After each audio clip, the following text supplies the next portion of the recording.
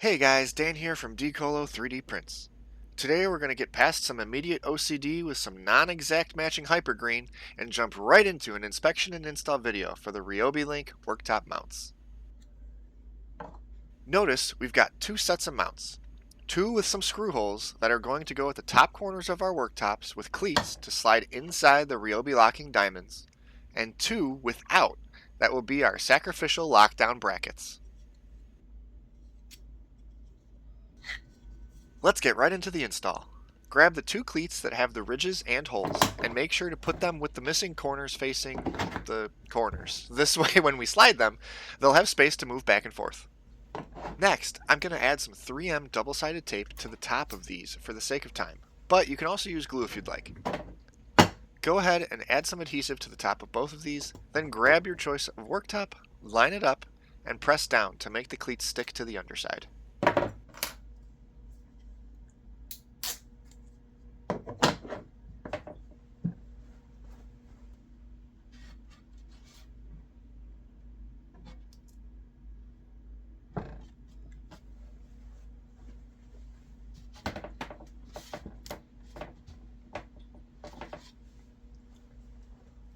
Now, once the worktop is dried or stuck, push it gently backwards to unlock the cleats. Pull the entire thing up, turn it over, and we can now attach some screws to complete the cleat install. Remember not to use screws that are longer than the worktop. We don't want them to pierce through.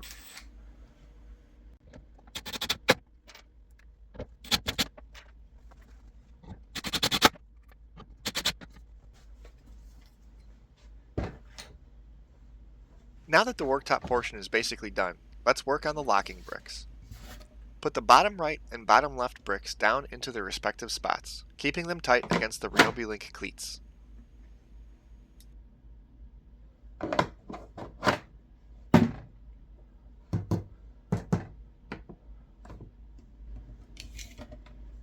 Next, we're going to measure to the center of the sacrificial cleats. For this box, from the edge of the outer Ryobi frame, it's 3 inches in and 3 inches up from the bottom frame.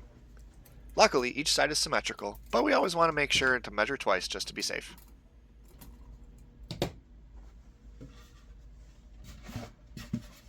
Now, we can go ahead and insert the worktop and slide it forward, making sure it's seated.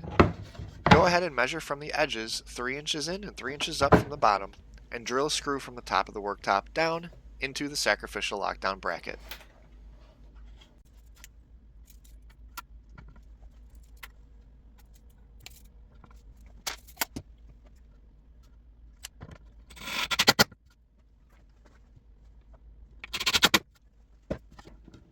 Now that the top is screwed down, we're done. To remove, just simply unscrew the bottom two lockdowns to release the top, slide it back, and remove it.